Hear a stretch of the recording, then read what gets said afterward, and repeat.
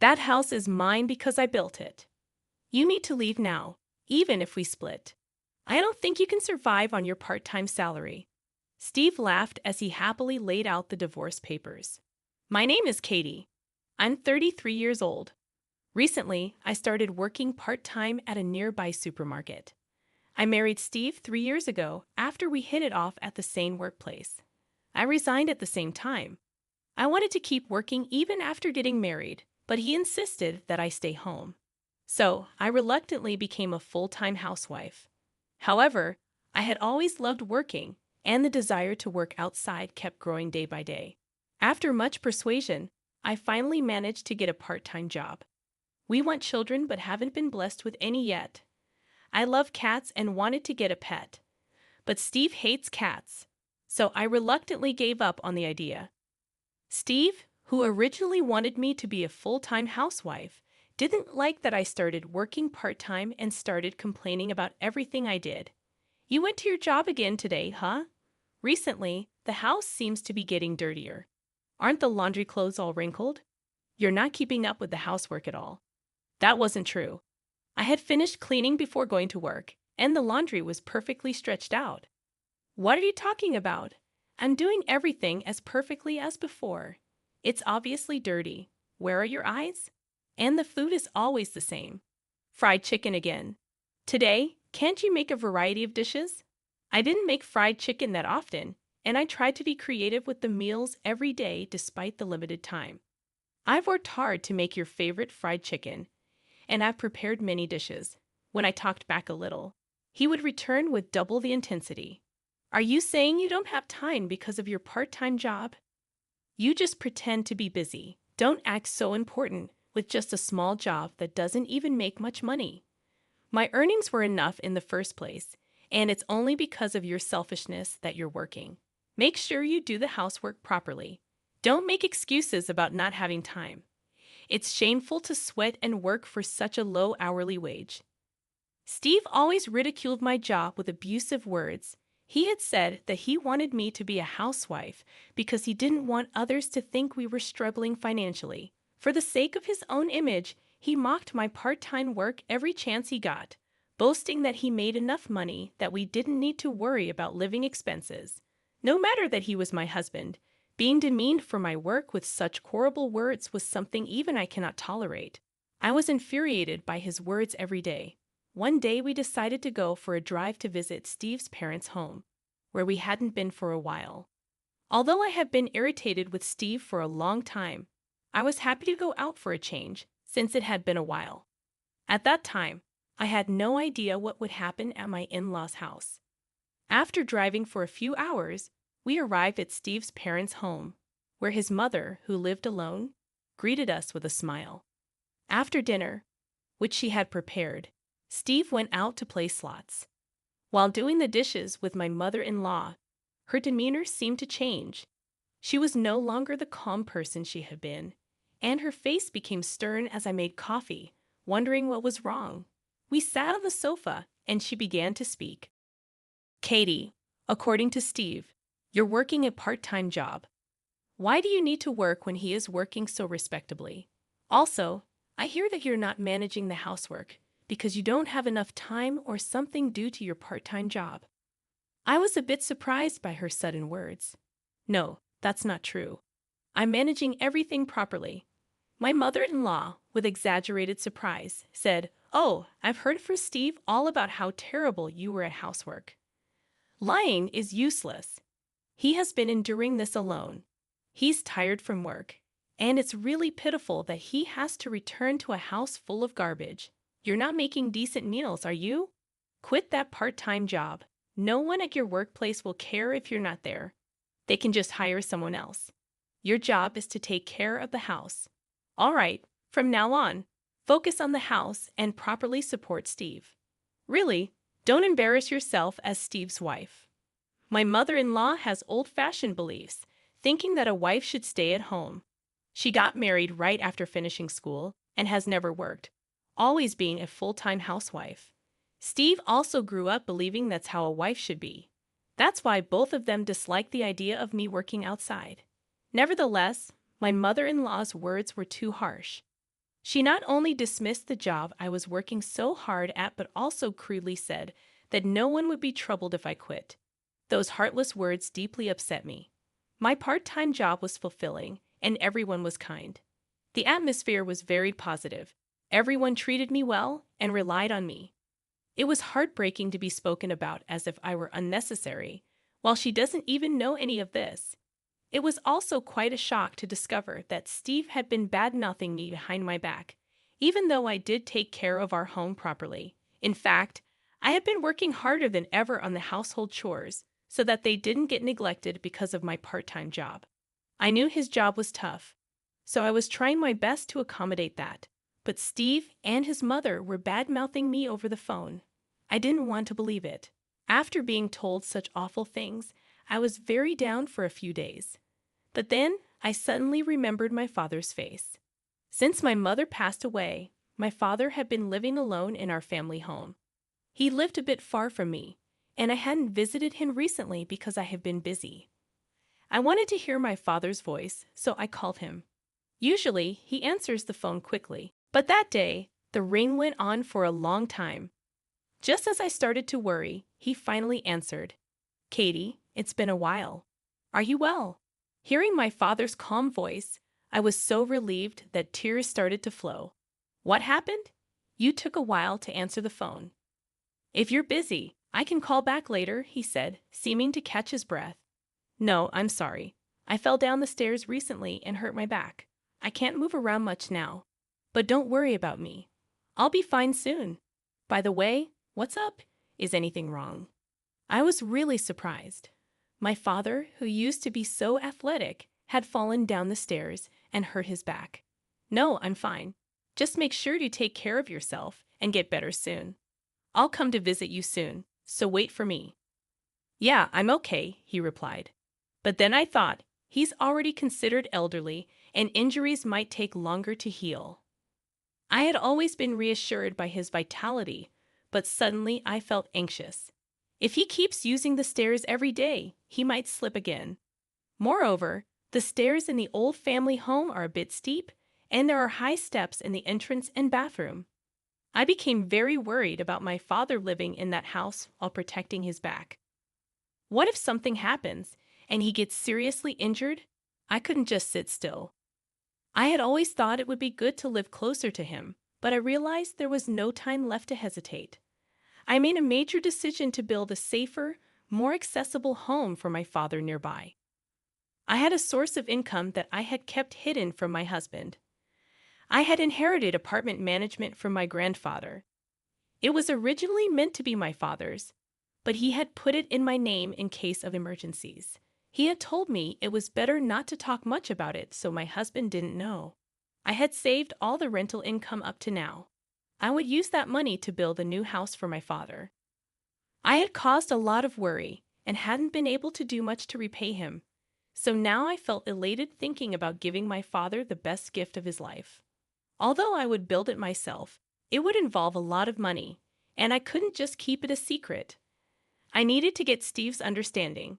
I was nervous he might come, complain, and reject the idea, but instead he said, "I see. That makes sense. Considering his age, a new house might be better. If a part-timer like you can manage that, then go ahead and try. Just don't come crying to me if you can't do it." He insulted me again, which infuriated me. But arguing would only complicate things further, so I decided to hold back and not retort this time. This made things easier for me. I immediately started looking for a good contractor and moved forward with the process. It seemed that Steve was not pleased with the idea of me actually building the house. He didn't voice any complaints, so I tried not to mind it. But he was not usually the type to stay quiet. One day, I was shocked when I went to the bank to withdraw money for groceries. Our living expenses had been reduced by $3,000, withdrawn all at once. I had no recollection of spending such a large amount of money. There could only be one person who could have done this. That night, I confronted him. "When I went to the bank today, I found that $3,000 had been withdrawn from our living expenses. Do you know anything about this?" Steve arrogantly replied, "I gave it to my mother." You said you were going to build a house, so you must have been saving up somewhere, right? $3,000 isn't a big deal. I couldn't believe my ears. Why do you have to give her money? Your mother isn't exactly broke, is she? Besides, that's our living expense. It's too selfish to give away such a large sum without even asking me. He snapped back. What do you know about my mother? She said she was struggling. What's wrong with a son helping his mother? Besides, that money was earned by me. How I use it is none of your business. If it bothers you, try earning as much as I do with your part-time job. See, you can't say anything. Don't ever complain about what I do again. After shouting at me, he stormed out of the room. I had always believed that despite his harsh words, Steve would never betray me. It would have been better if he had just discussed it with me. If he wanted to give money to his mother, maybe there would have been a better way, and this argument might have been avoided. Did he think I would oppose it, or did he not trust me? Instead of our marriage bringing us closer, it felt like our hearts were drifting apart. Steve didn't seem to think there was anything wrong with using the money without consent, and the next day, he acted as if nothing had happened and went to work after breakfast. I didn't say more because I didn't want another argument, but I couldn't shake off my uneasy feeling. Meanwhile, the new house was finally completed. Despite the hustle, the kind construction company provided lots of support, and I managed to build a beautiful house. I had asked my father to pack up some of his things but not overexert himself, and I arranged for movers to handle everything for him. With just 2 weeks left until moving day, I was overflowing with joy at the thought of doing something filial for my father in the house I had built. On the day I planned to help my father unpack in the new house along with Steve. When I tried to discuss the arrangements for the day, Steve said something unbelievable. Hey, that house isn't for your father. It's going to be for my mother. I have the right to decide who lives in the house I built, so it's going to be my mother who lives there. I couldn't understand what he was saying. In a panic, I responded, I built that house. It's for my father to live in. There's no way a part-timer like you could build a house. It's my money that built it, so don't get cocky. It seems he truly believed that it was his money that built the house. When I discussed building the house the other day, he easily accepted my idea. Was it because he planned from the start to make it for his mother, not my father? That's a terrible way to do things. Now, I had to prove that I built it with my money. I had no choice but to tell him about the rental income I had kept secret until now. I made up my mind to tell him about it. You made up a ridiculous story just because you want the house. House it as you like. If you're going to lie, at least make it a decent one. He didn't believe me at all and went somewhere. I was at a loss but had no choice but to explain until he understood. As I waited for him to return, he came back with an incredibly grim expression and then blurted out, Hey, you tried to deceive me, claiming you built that house. You're a liar. That house is mine because I built it. You need to leave now. Even if we split, I don't think you can survive on your part-time salary. I was at a loss for words due to the suddenness of it all. That house was built by me, and besides, telling me to leave so suddenly was too much. Sign this and get out tonight. He laughed as he slammed the divorce papers on the table and went to his room. His section was already filled out. After continually belittling me, presenting the divorce papers like that was truly the lowest he could stoop. He must have done this terrible thing to drive me to despair. He probably thought that by bringing up divorce, I would give in and let his mother live in that house. But unfortunately for him, I had enough income to live on my own without him. This act of his was the last straw for me. I signed the divorce papers and submitted them, then hurriedly packed my bags and left the house to go to my father's home. My father was surprised to see me arriving suddenly with big luggage, but he warmly let me come in. After I told him everything that had happened up to today, he patted my back and said, You've had a tough time. Then you can live with me in the new house. That would make me happy. The moving day arrived, and everything went smoothly because I was there. We successfully moved in without any problems. I found it a bit eerie that my ex-husband hadn't made any contacts after making such a fuss, claiming the house was his. But I tried not to worry because I didn't want to think about someone I was divorced from. Then, a few days after starting life in the new house with my father, something unbelievable happened.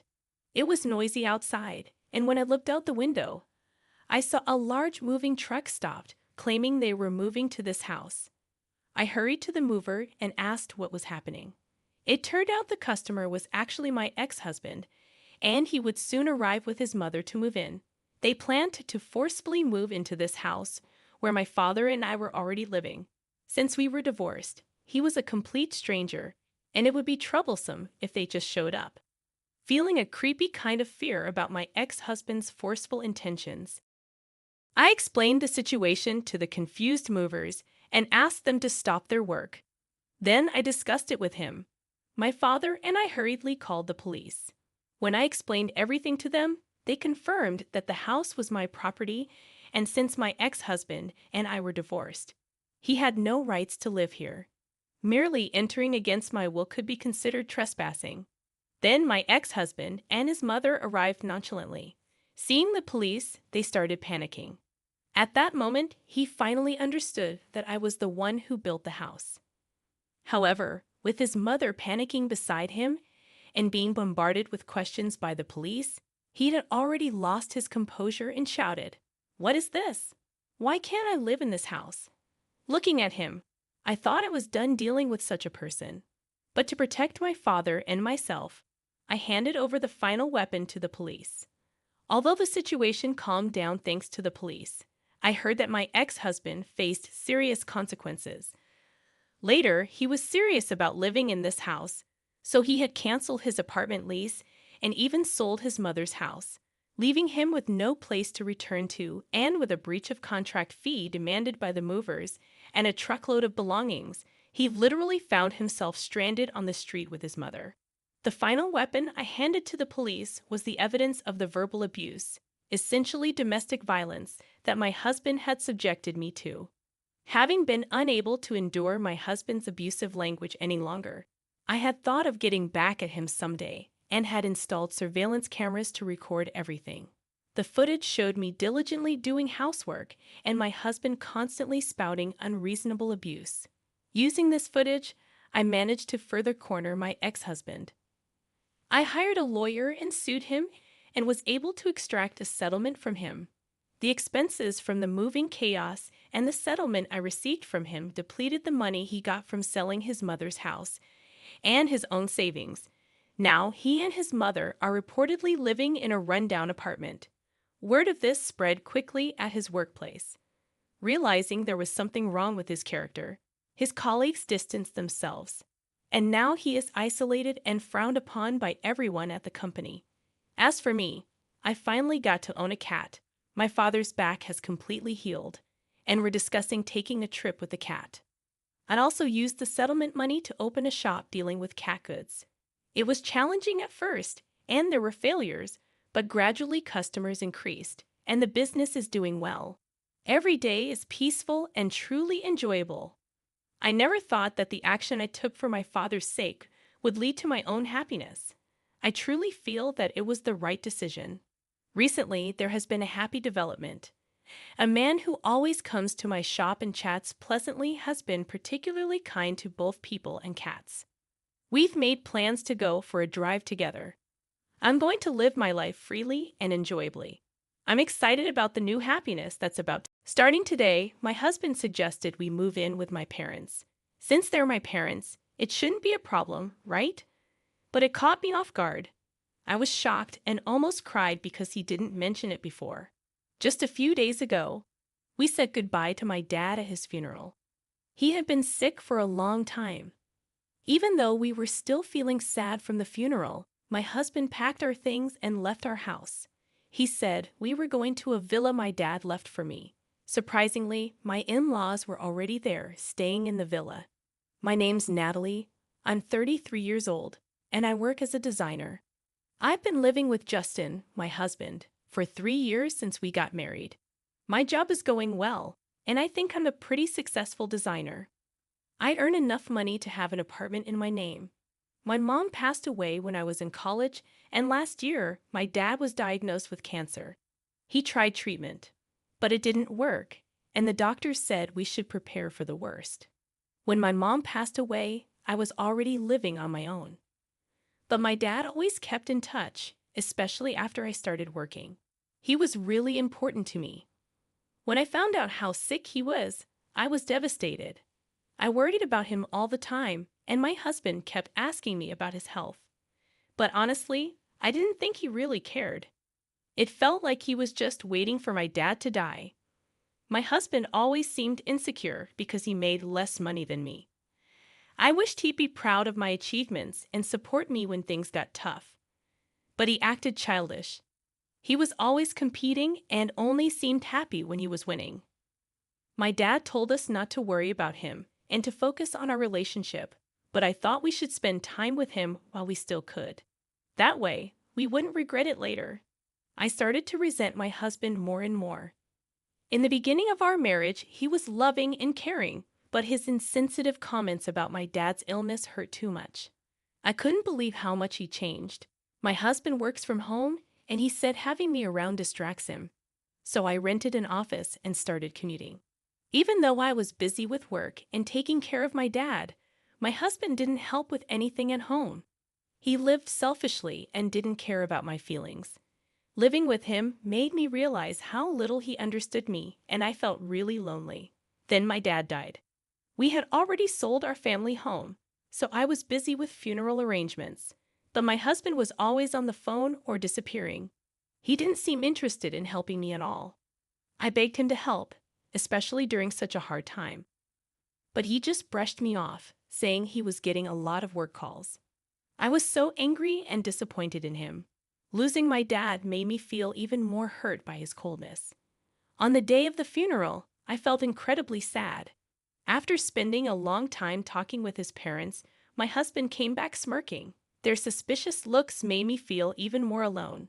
But despite that, the cremation, interment, and inheritance stuff went smoothly, and the funeral ended well. Then, out of the blue, my husband suggested we move in with my parents. He said, "They're your parents, so it shouldn't be a problem, right? If you're against it, should we get divorced?" He said it like it was a joke, but I couldn't stay calm. I strongly opposed the idea, especially since we didn't have any extra rooms in our apartment. One room was used as my workspace and for storing my husband's work stuff. But he just smiled and said we should live in the villa I inherited. It was a special place for me, filled with memories of my dad. I wanted to keep it that way, but my husband didn't seem to care. He kept making selfish demands. I tried to explain that living there would be tough, but he wouldn't listen. His parents had already decided to move there. They probably planned it during the funeral. Since the villa was big and peaceful, they liked it.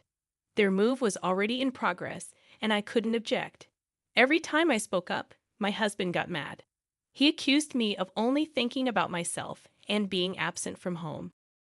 "Because of your father's illness and all those sudden calls, do you even realize how much I've put up with?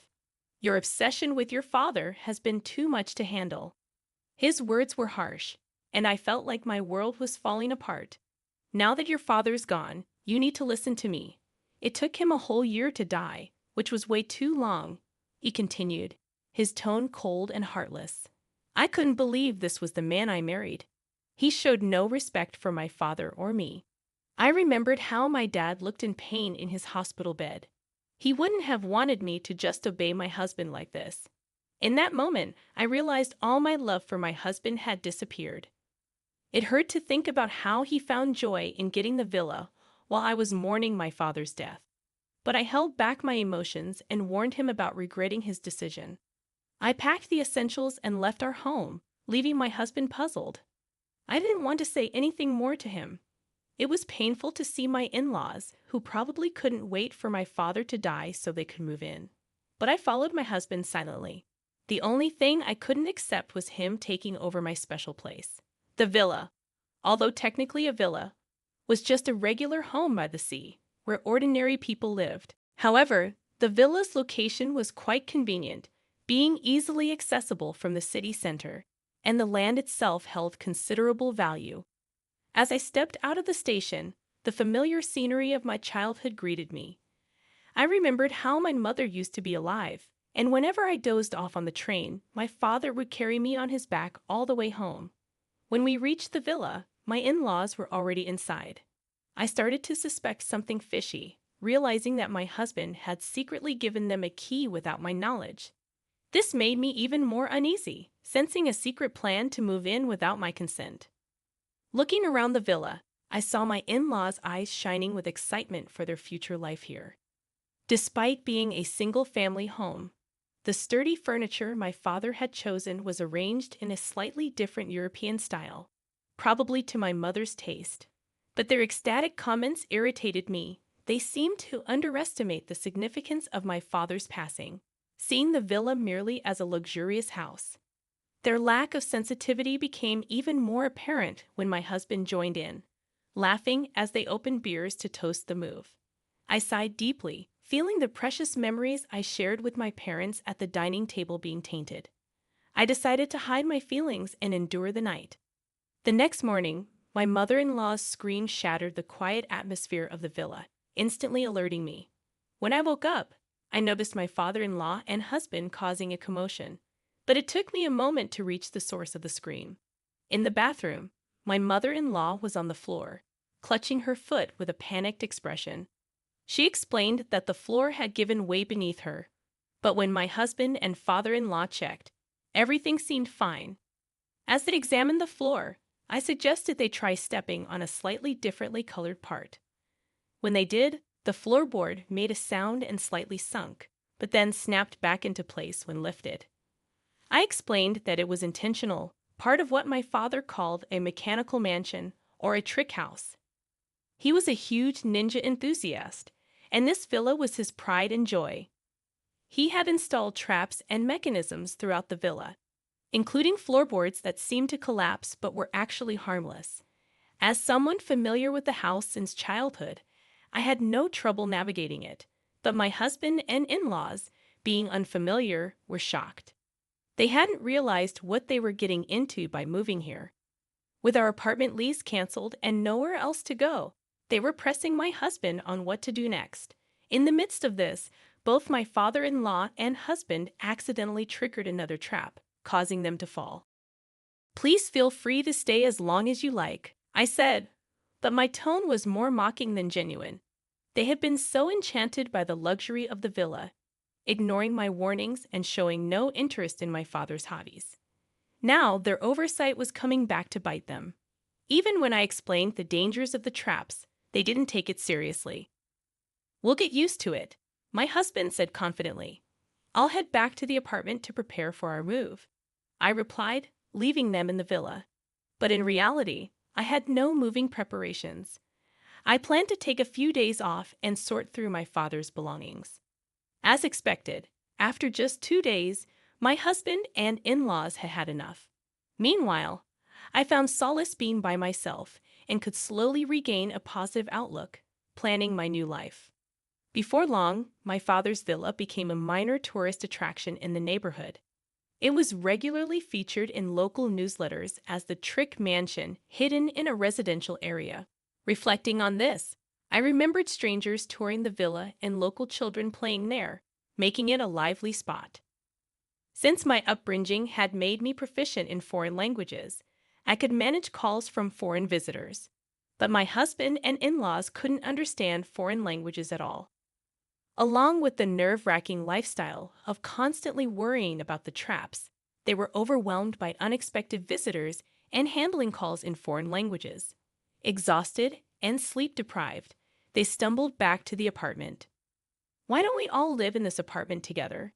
Think about it," I suggested. They had longed for my father's demise to get their hands on the villa, only to give it up in just 2 days. Instead of serving them tea, I handed my husband the divorce papers, already filled out and stamped in my section. "There's no way we can live together. If you understand, just leave quickly," I explained with a deep sigh. I couldn't forgive him for disregarding my feelings and acting insensitively without consulting me or giving any explanation. my husband decided we'd live with his parents. Moreover, he had never shared household responsibilities with me before. He dumped all the household responsibilities onto me, and when I felt cornered, he seemed indifferent about it. He ignored my feelings, acted selfishly, and secretly decided to move in with his parents. I couldn't imagine continuing to live with someone like that. "What happened? You used to love me, right?" he asked obliviously. I couldn't help but laugh at his usual oblivious remarks. "You think I could love someone who wished for my beloved father's early death and would rejoice when he passed?" I handed him only the divorce papers and drove them out of the apartment. "First of all, this is my apartment. If you have a problem, you should be the one to leave." My husband raised his voice, but I responded calmly, reminding him that the apartment was under my name. They fell silent upon hearing my words. They relied on me financially and didn't have much of their own. However, I had made up my mind to cut ties before their lengthy persuasions began. Neither my husband nor my in-laws had much in savings after being evicted from the apartment and being unable to return to the villa. They now live in a cheap, low-quality apartment and are barely getting by. At first, my husband felt guilty and apologized frequently, but over time, he grew resentful of his parents. Due to their age, they rarely worked, and when they did, it didn't last long. In the end, they exhausted their savings and pension with every move, constantly argued, and became estranged as a family. The walls of the apartment were thin, letting out their daily quarrels. Even when they received noise complaints, they didn't apologize. Instead, they retaliated, causing them to be disliked by their neighbors. They might need to find a new place to live soon. My husband previously enjoyed working from home, but in the current apartment, he didn't have the luxury of a dedicated workspace. Unable to concentrate on his job, his reputation and sales plummeted. Now, he barely gets by with a late-night convenience store job and should consider juggling multiple part-time jobs. The in-laws felt their biggest mistake was letting their son control their decisions. In their frequent arguments, they blamed the villa's traps. "If you had been more responsible, we wouldn't be in this situation," they argued. "You should have checked properly." "Don't blame me now," my husband countered. "I never imagined we'd end up like this because of our son," she said, reflecting on how her parents had always wished to inherit the villa and were overjoyed when her father passed away. I will never forget that after the divorce, I made significant strides in my career as a designer. To process her father's death and all these events, she created designs incorporating ninja elements and showcased them on social media. Their popularity spread rapidly, and one day a major cosmetics company contacted her to design packaging with an Asian touch incorporating ninja elements. She felt this work would preserve her father's cherished memories. Of course, I eagerly took on this project and committed fully to it. Ultimately, it was a huge success, propelling my career forward and allowing me to give joyful updates at my parents' graves. She retained the mechanical house, keeping it as a special place filled with memories of her father. She began organizing tour schedules and, with a little tweaking, turned it into a space where both tourists and local children could enjoy for free. Soon, the house attracted significant media attention, and the income from this exposure helped to defray ongoing costs. Furthermore, online articles about the house were translated into foreign languages, leading to support from international fans. Some of the donations even came from elderly folks who shared my father's passion for ninjas. She remained dedicated to the ongoing upkeep of this magical place. Meanwhile, the mechanical house remained a daily hub of activity, a favorite among local children. Although I lost my father and the inheritance of the villa resulted in my divorce, I feel the gains have been greater than the losses, she reflected. The villa has transformed into a memory-rich location shared with family and friends. I've also undergone a personal transformation, moving forward with renewed optimism and hope.